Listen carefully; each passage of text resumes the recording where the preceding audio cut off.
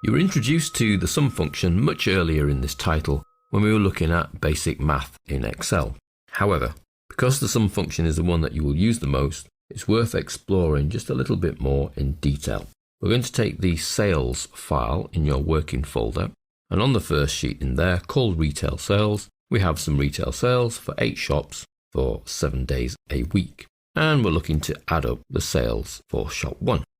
Now we know that the syntax for the sum function is equals sum. Notice as you start typing functions in Excel, they then start getting picked from a list. So it finds the sum function in that list. I then open brackets and I can highlight with my mouse the cells I would like to add up.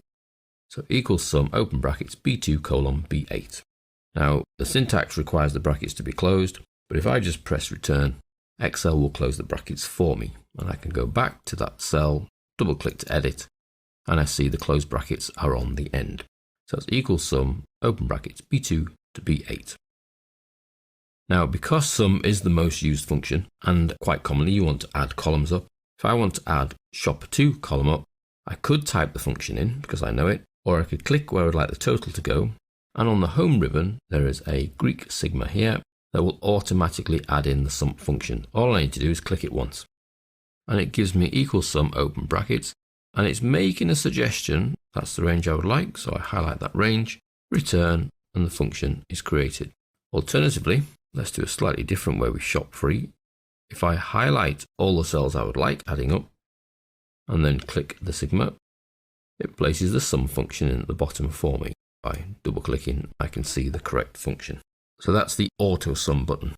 Now the auto sum button can work even faster than we're using it. I mean, it's great to be able to highlight a column, click the button, and it works out the sum for me.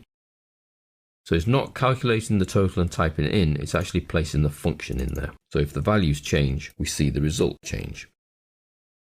Now for the other remaining shops, if I actually highlight all of those shops, plus the empty row underneath where I would like the answers to go, and then go and click the auto sum button, it places all 4 functions in for me in one go.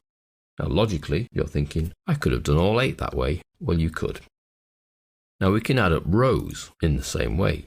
We highlight the cells that we'd like it to add up, go for the auto sum button, and it places the total on the right.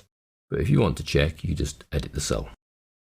Now the same logic applies to these rows as did for those columns. If I highlight Tuesday, Wednesday, Thursday, Friday, Saturday, Sunday, and even the totals row plus the total column, and go for the auto sum, it makes the calculation and places the formula in each of those cells for me. Now the only reason that the auto sum button exists is because it is the most used function in Excel. They're trying to make life a little easier for you and faster. Now the sum function starts to get a little bit more useful if we're trying to add up non-consecutive cells. So these are consecutive. We simply say equals sum, open brackets, the first cell, colon, the last cell, and the whole range is picked up. If we look at the non-consecutive sheet, you'll see here we've got 3 sets of data. Bob, Alice, and Mary's fruit, veg, and meat consumption whilst they're at work.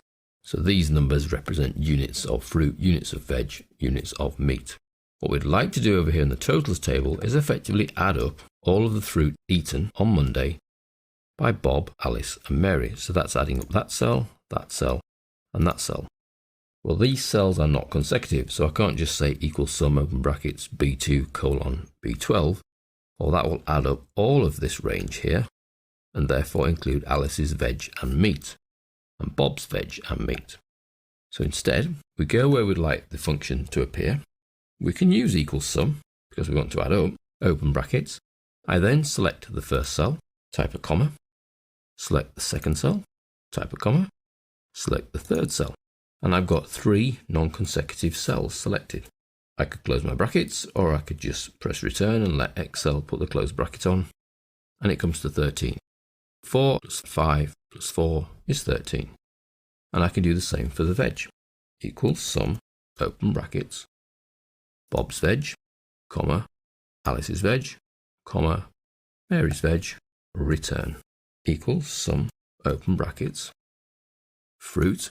Now I can add the comma in a slightly different way. Once I've selected the first cell, then hold down the control key and click on Alice's meat, and then click on Mary's meat, which is actually empty because she's a vegetarian, and you can see the formula has picked up B4, B9, B14. So non-consecutive cells, and these cells can actually be ranges, so you could add a one range and then another range together by highlighting the range, highlighting the second range, and there's no limit. So you can have lots of non-consecutive cells or non-consecutive ranges.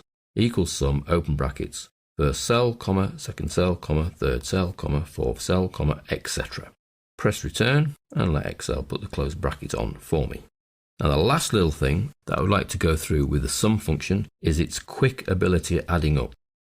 Well, if we go to the quick sheet, you'll see here we've got some very similar data to the retail sales sheet, where we've got 8 shops, 7 days of the week, and we would like totals for each column and totals for each row. This can be achieved with 2 mouse movements. First mouse movement is to highlight all of the cells plus the empty column plus the empty row. If you don't highlight the empty column and the row, it won't do what we want it to do. Then go to the auto sum, so this is only the second mouse movement, and click. And it places in the sums for each of the rows and the sums for each of the columns. And they are formulas. You can soon check by clicking into each cell. If I undo and only highlight the cells, so I'm not highlighting the empty column and the empty row, and choose the auto sum key, you'll see that it only assumes you want to add down. It doesn't assume you want to add across. So undo. So it is vital that you highlight the empty column at the end and the empty row to make sure that it knows you want to add across and down. One click on auto sum and the correct functions are placed in. So that's the sum function, the most used function, the one you will spend a lot of your time working with.